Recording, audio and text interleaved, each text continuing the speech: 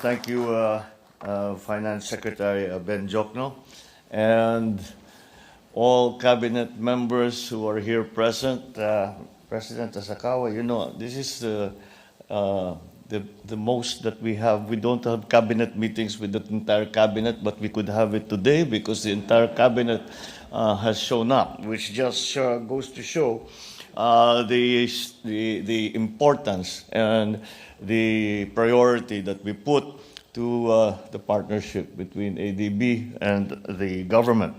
And of course, President Tasakawa and the officials of the Asian Development Bank, my fellow workers in government, and our all-important partners in the private sector. And distinguished guests, ladies and gentlemen, good morning to you all. I thank the Asian Development Bank and its leadership for this gesture that which I wholeheartedly accept in behalf of the Filipino people. We gather today at a propitious time. Just a few days ago, the World Health Organization officially declared that COVID-19 is no longer a public health emergency of international concern. While the declaration does not mean that we abruptly abandon our universal health protocols, it certainly gave the world the reassurance that perhaps the worst is over. Thankfully, because of swift breakthroughs in virology and vaccinology, communities were able to build effective response systems while humanity was able to boost its immune system. With this development, we can now refocus our plans and priorities and train our sides with renewed vigor. Carefully guided by the stinging lessons of the pandemic, we can now refocus our priorities on the development of our economy and the betterment of the lives of ordinary Filipinos. When I met with the Board of Governors of ADB last September, just 3 months since my assumption of office, I highlighted the need for our country to safely navigate through the waters of the post-pandemic world, and in that way firmly anchor our economy, not just on the new normal, but on the better normal. The pandemic did not blur our national vision that was already very clear to us even before it supervened. Our goal remains to be the same as in pre-pandemic circumstances. Our goal is still to evolve our economy into one that is defined by sustainability, climate resilience, responsiveness, and, of course, inclusivity. I also spoke about my administration's 8-point socio-economic agenda, which laid the blueprint for the Philippine Development Plan for 2023 to 2028. Built on a transformative agenda to lift off from the economic setbacks of the pandemic, the plan aims to achieve economic prosperity, inclusivity, and resilience through the two-pronged approach, developing and protecting the capabilities of individuals and of families, and transforming production sectors to generate more quality jobs and competitive products. To facilitate the whole transformation process, these must be firmly implanted on the foundation of an enabling government environment that encompasses key aspects and sectors such as peace and justice, infrastructure, inclusive finance, good governance, and climate and disaster resilience. We say all hands on deck in order to make the plan work.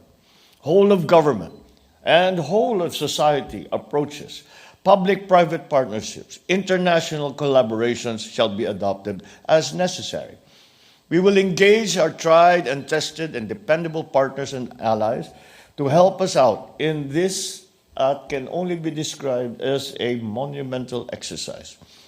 Magnificently perched on its permanent site here on our home soil, the ADB has always been a steadfast ally for nearly 6 decades now, ever reliable and unparalleled in its developmental assistance programs that have spanned across many, many political cycles.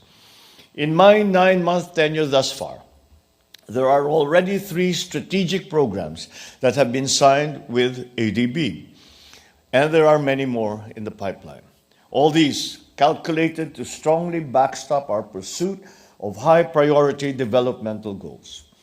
Moreover, as we were informed, we await the release of the country partnership strategy for 2024 to 2029, which shall clearly spell out the ADB's recommended medium-term development agenda for the Philippines.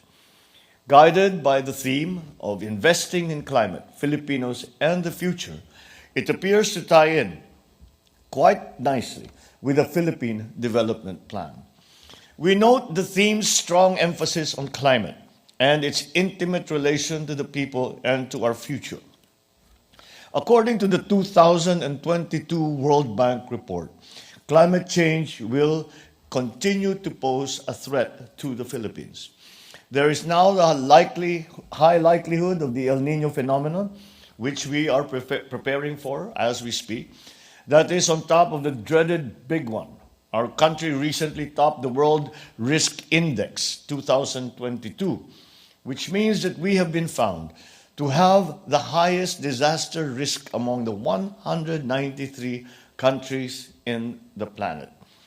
A highly undesirable distinction that we somehow have come into. In spite of these, certain things have remained constant, such as the geographical fact that the Philippines still lies along the typhoon belt and the ring of fire in the Pacific. But set against the backdrop of all these worrisome realities and statistics, the whole point is that the climate change agenda is compelling, not only for our Philippines, but for that matter, the rest of the world. Our options are limited. We must mitigate, we must adapt, and if we do not do that, we must suffer. As the climate expert has warned us so many years ago, but somehow the world did not listen. If we do not act, climate change can, will, and already is unleashing nature's fury upon our communities and our people. Cognizant of all these, we have strategically integrated the climate agenda into the plan. As we ramp up annual public infrastructure spending to 6% of GDP, consistent with the Build Better, More program, we will incorporate the elements of sustainability, climate resilience, and disaster proofing in all phases of societal and infrastructural planning, design, construction, up to operation and maintenance. It will be implemented in our water supply, in our sanitation, energy, and transportation systems, including agri and food production, and many other essential areas. Climate change will be the lodestar for our integral national policies and investment decisions. In keeping with our solid partnership that we have had for decades, we will look to the ADB for crucial developmental intervention in these critical areas. As the climate bank of the Asia and the Pacific, the ADB has proven its reliability in extending strategic financing and technical assistance for climate-responsive projects. The Philippines stands to greatly benefit from this mutually beneficial relationship with the ADB.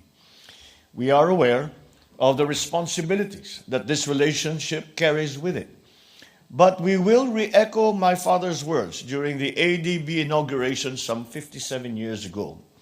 We will meet those responsibilities. We will ensure that the plans and projects are stringently and timely executed. We will also ensure judicious utilization of the loans and other technical assistances that are provided to the country.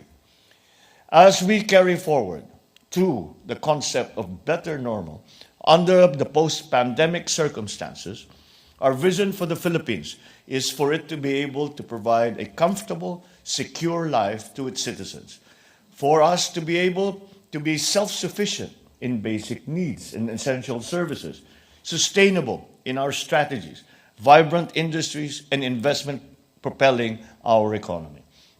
It is our continuing and collective hope that the ADB will continue to be there by our side, to lend its support through throughout our transformative journey. So, once again, let us celebrate 2 more years of fruitful relationship between the Philippines and the Asian Development Bank. Thank you all for all that you have done in the many years, and I thank you in anticipation for all that we will be doing together in the coming years. Maraming salamat po. Thank you very much, and good morning.